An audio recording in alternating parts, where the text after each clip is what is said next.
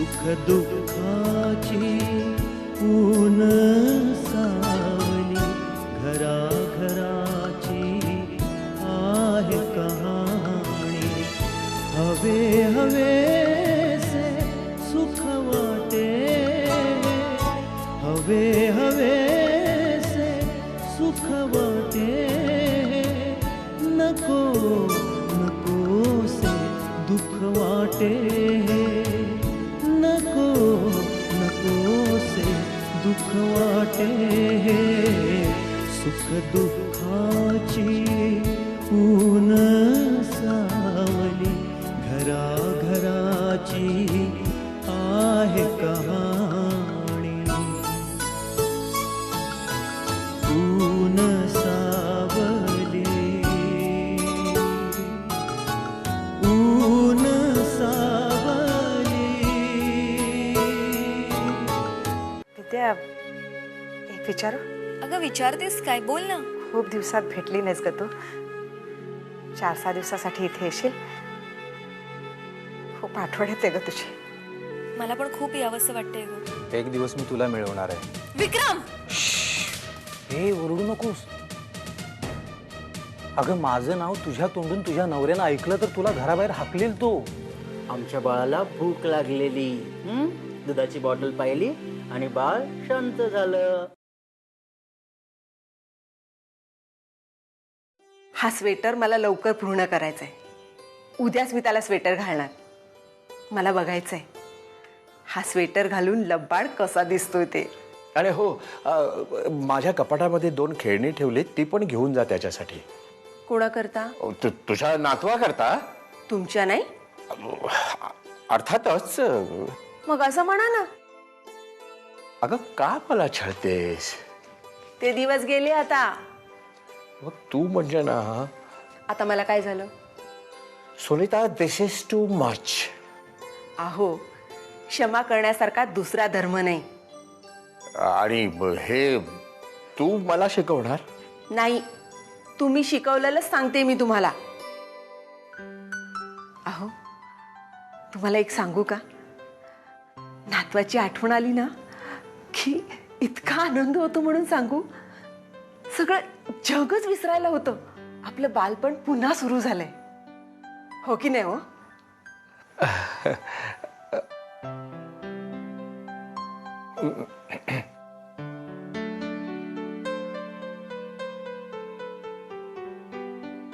अरे लपाडा,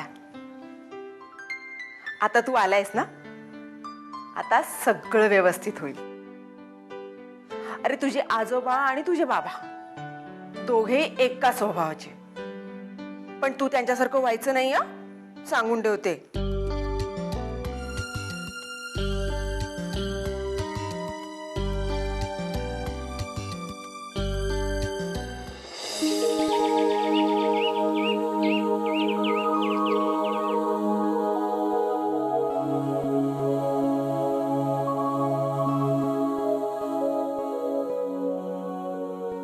अहो असं इथे का झोपलाय?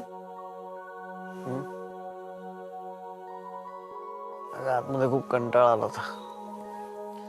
किती वाजलेत? 6 वाजलेत.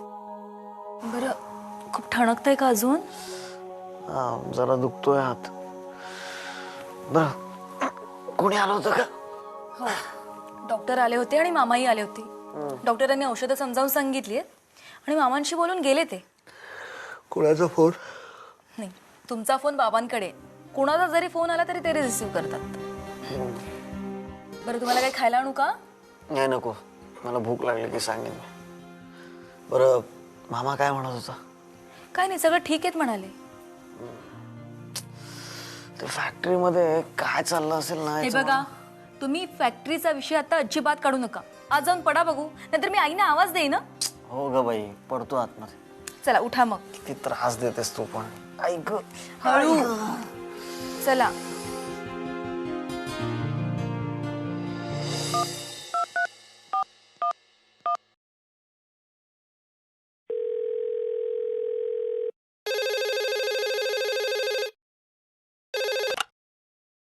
हॅलो, मिसेस धर्माधिकारी बोलतेय. नमस्कार, मी विद्याची आई बोलते. हो नमस्कार नमस्कार. बोला, सगळं ठीक आहे ना? हो अगदी सगळं ठीक आहे.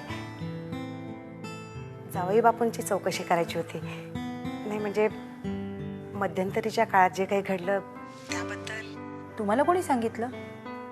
विद्याचा फोन आला होता. कशी आहे आता शेखररावांची तब्येत? ठीक आहे ना? हो आता ठीक आहे. म्हणजे डोक्याला थोडं लागलंय, पण भरेल जखम हळूहळू. पण हे नेमकं घडलं कसं?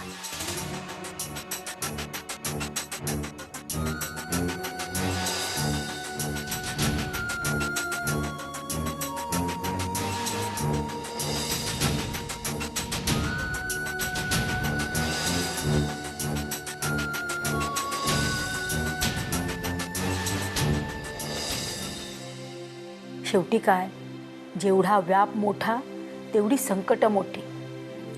चालायचंच, अशा गोष्टी घडणारच. मान्य आहे, पण यामुळे घरच्यांच्या जीवाला किती घोर लागतो ना. आणि हो, यावर शेखरच्या बाबांची काय प्रतिक्रिया? त्यांनी हे सगळं अनुभवलेलं आहे, त्यामुळे अगदी स्थिर होते ते. नाही म्हणजे तेही थोडेसे घाबरले शेखरला लागलं म्हटल्यावर. पण ठीक. विद्या काय म्हणते? फार हळवी होती आणि अशा घटना तिच्या आयुष्यात कधीच घडल्या नाहीत ना. त्यामुळे अशा गोष्टींना कसं सामोरं जायचं ह्याची तिला कल्पनाच नाहीये. खरंय तुमचं. ती पहिल्यांदा खूप घाबरली होती, पण नंतर लगेच सावरली. आणि तुम्ही म्हणता ना तशी हळवी वगैरे नाही आहे ती. उलट मी तर म्हणेन ती खूपच धीट आहे. अहो, ती स्वतः जातीने शेखरची काळजी घेतेय. औषधं तर 1 मिनिट सुद्धा उशिरा देत नाही. ठीक आहे, आम्ही दोघंही येतो शेखररावांना भेटायला. नाही नको, म्हणजे काय जरा बरं वाटलं ना की शेखर आणि विद्याच येतील तुम्हाला भेटायला. हो, एकंदरीत काय सर्व ठीक आहे. काळजी करायचं काही कारण नाही. अगदी ठीक आहे सगळं, तुम्ही काही काळजी करू नका. चला ठेवू फोन. हो, विद्याला सांगा नीट काळजी घे. हो हो सांगते. बाय.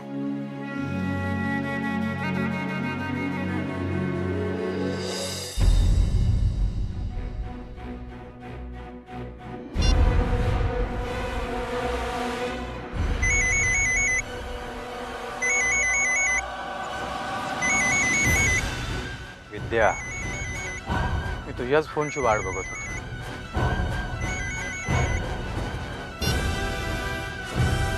हॅलो, मी सौ विद्या शेखर धर्माधिकारी बोलते. बोला मॅडम बोला. मी विक्रमच बोलतो. माणसांना ओळखण्यात मी कमजोर असे नाही, पण तुला विसरणार नाही. विद्या, खरं सांगू का, कोणी मला विसरावं अशी मी व्यक्ती नाहीच आहे. हे बघ, मला तुझ्याशी बोलण्यात मुळीच इंटरेस्ट नाहीये. मला फक्त हेच जाणून घ्यायचंय, तू मला त्रास का देतोयस? त्रास का देतोस? अरे हा काय प्रश्न झाला काय? विद्या, अगं एकमेकांवरती आपण प्रेम केलंय आणि लग्न झाल्यानंतर तू एवढी बदललीस. तुझ्याशी प्रेम केलं ना, तीच मी घोडचूक केली. तू असं म्हणून मोकळी झालीस ग, पण तुझ्यावरती प्रेम मी केलं. माझ्या भावनांशी तू खेळली आहेस आणि मी तुला सुखी राहू देणार नाही, कळलं? हे बघ विक्रम, मी तुझ्यावर अजाणतेपणे प्रेम केलं, पण तू त्या लायकीचाच नाहीयेस. एक शब्द बोलू नकोस विद्या.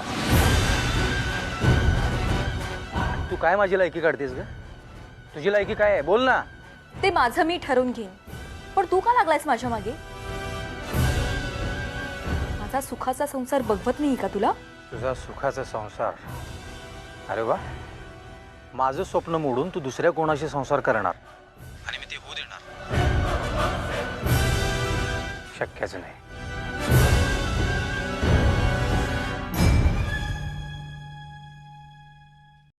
मी बघतो ना तुझा सुखाचा संसार कसा होतोय ते, कळलं?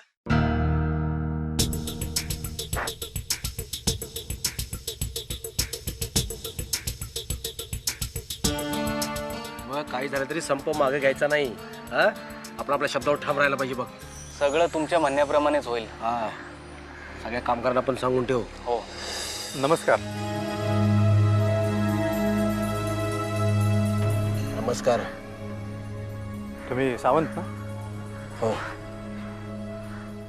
खरं सांगू, तुम्ही संप करताय असं कळलं आणि माणसाने स्वतःच्या मागण्या पूर्ण करण्यासाठी संघर्ष केलाच पाहिजे आणि ती धमक मला तुमच्यात दिसली म्हणून खास तुमचं अभिनंदन करण्यासाठी आलो. ऊन सावली. अभिनंदन. आपण मी विक्रम. शेखर साहेबांकडून आलात का? नाही. मग काय आहे की गरिबांवरती अन्याय होतोय असं मला कळलं आणि तुम्ही लोक काहीतरी उपोषण करणार आहात. तर विक्रम साहेब, आपला यामध्ये काय संबंध आहे? ॲक्च्युली संबंध आहे पण आणि नाही पण. म्हणजे काय आहे, या कामगारांच्या जीवावरती हे मालक लोक मोठे होतात, चैनही करतात आणि कामगार मात्र उपाशीच राहतो.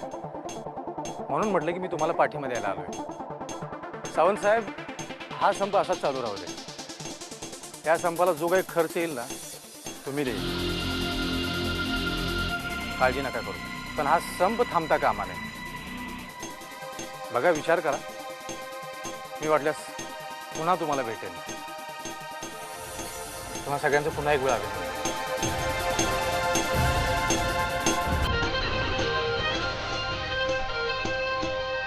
ओके.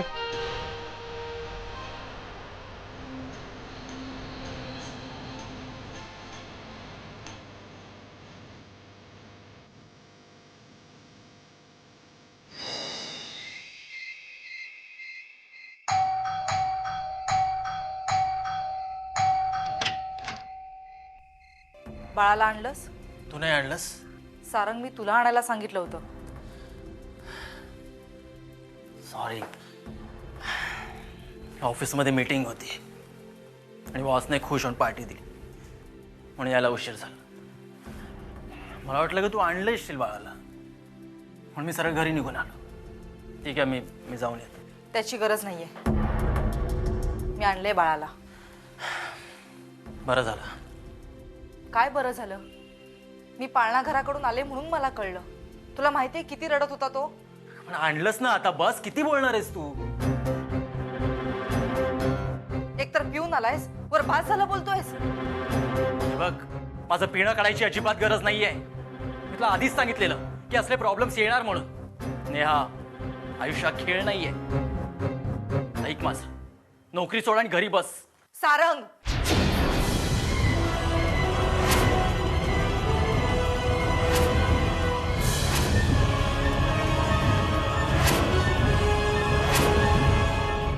हे बघ नेहा, प्लीज माझं शांतपणे ऐकून घेशील? हा, हे बघ, माझ्या पगारात आपला संसार चालू शकतो ना? हा, फक्त थोडीशी तडजोड करावी लागेल, एवढंच. पण ती कोणासाठी करणार आहोत? आपल्या बाळासाठीच ना. सारंग प्लीज, तू नोकरी सोडून बाकी काहीही बोल. काय बोलू? तू ऐकायलाच काही तयार नाहीयेस. प्रत्येक गोष्ट स्वतःच्या मताप्रमाणे करतेस तू. नेहा, तुला लग्न आधीच सांगितलेलं की तुला माझ्या मताप्रमाणेच वागावं लागेल म्हणून. तू सदा न कदा फक्त स्वतःचाच विचार करत आलायस. अरे कधीतरी माझा सुद्धा विचार कर. तुला ह्या घरात आणलं ते विचार न करताच होय? हा, माणसं कुत्री मांजरी सुद्धा धरून आणून बांधतात. नेहा, जरा बोलताना तोंडावर. मला उपदेश करू नकोस. खरंय, मी तुला उपदेश देणारा कोण? उपदेश तर तू मला केले पाहिजे. झाले की माझी काही किंमतच नाही. सारंग, अर्थाचा अनर्थ करू नकोस. ज्याचा काही अर्थच नाही त्याचा अनर्थ काय काढणार? तू कधी नमतं घेशील तर शपथ. मी नमतं घ्यायला पाहिजे की तू? आतापर्यंत आयुष्यात मी तडजोड करत आलोय, पण आता शक्य नाही. नाही, आता मी सांगेन तसंच तुला वागावं लागेल. नेहा, म्हणजे आयुष्यभर मी तुझी गुलाम म्हणून जगायचं? तुला वाटत असेल तर तसंच. सारंग, एकतर नोकरी करून थकून भागून घरी यायचं, आल्यावर तुझं हे टेन्शन. मी तुला टेन्शन देत नाहीये. टेन्शन तू स्वतः क्रिएट करतेस. म्हणून सांगतोय, नोकरी सोड आणि घरी बैस. नोकरी करणं किंवा न करणं हा सर्वस्वी माझा प्रश्न आहे. प्रश्न तुझ्या एकटीचा नाहीये, आपल्या बाळाचा पण आहे. तुला या नोकरीचा त्याग करावाच लागेल नेहा. त्याग, त्याग आणि त्याग. आयुष्यभर त्यागच करत आले मी. काय उरलं आयुष्यात माझ्या आता? सारंग, अरे माझी सुद्धा काही स्वप्न आहेत, म्हणूनच तर मी एवढी शिकले, नोकरी करते. मलाही वाटतं माझ्या आयुष्यातल्या सगळ्या इच्छा पूर्ण व्हाव्यात. मलाही वाटतं. लाख वाटत असेल तुला, यापुढे मी आखलेल्या चौकटीतच तुला जगावं लागेल नेहा. मी तुझी बायको आहे, गुलाम नाही. तुझं माझ्या शब्दाबाहेर गेलेलं मला खपणार नाहीये नेहा. आणि कुणी माझा अपमान केलेला मला खपणार नाही. नेहा,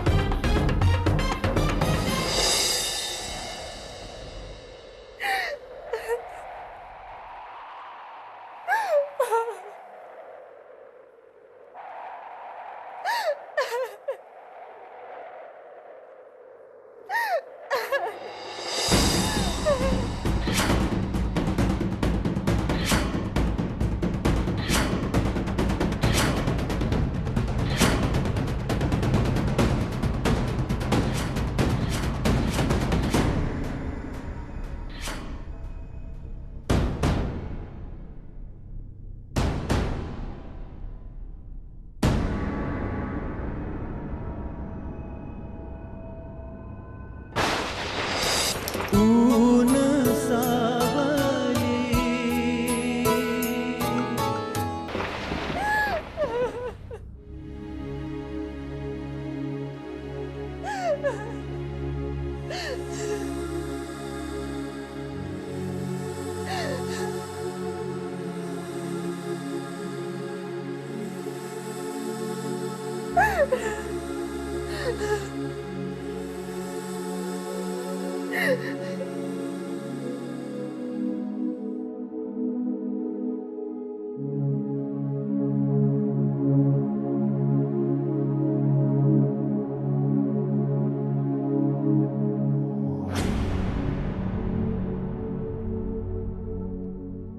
नेहा,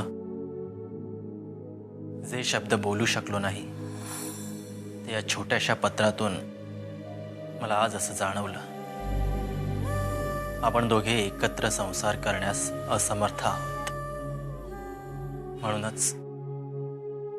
म्हणूनच मी विभक्त होण्याचा एकतर्फी निर्णय घेतोय. मान्य नसेल तरी तुला तो मान्य करावाच लागेल, कारण पर्यायच नाहीये. मी परत येईन असा जर तुझा समज असेल तर तो मनातून काढून टाक.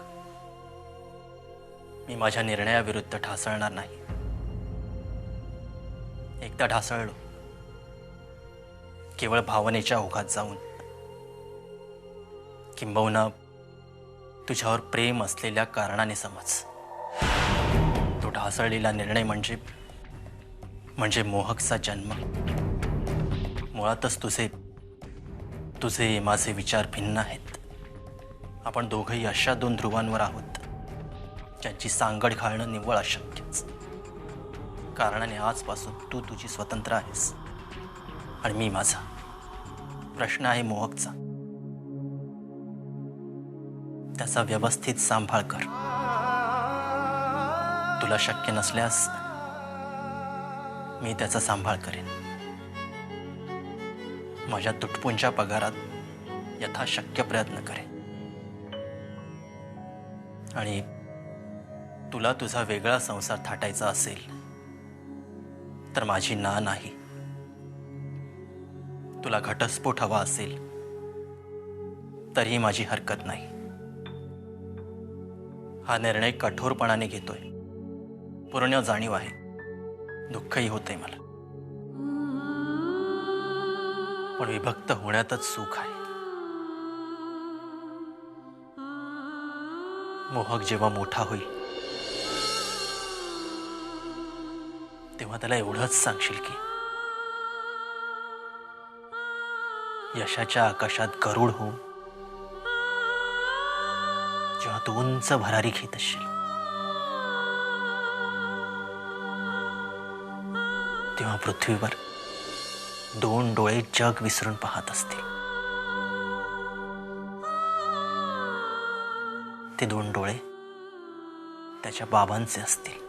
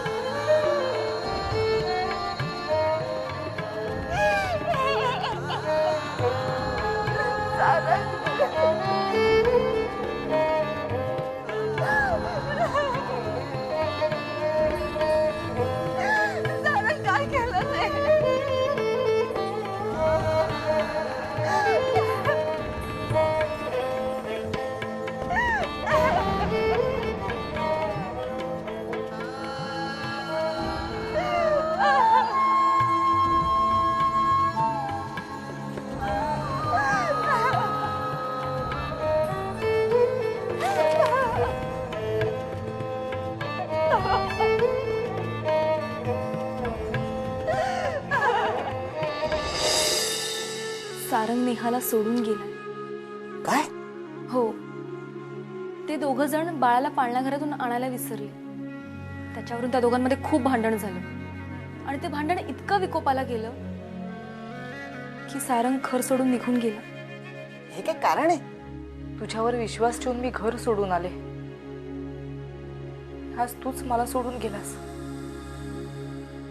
तेही एका क्षुल्लक कारणावरून. फोन लाव सोनबाईला, सांग आपण दोघं त्यांना न्यायला येतो. खरंच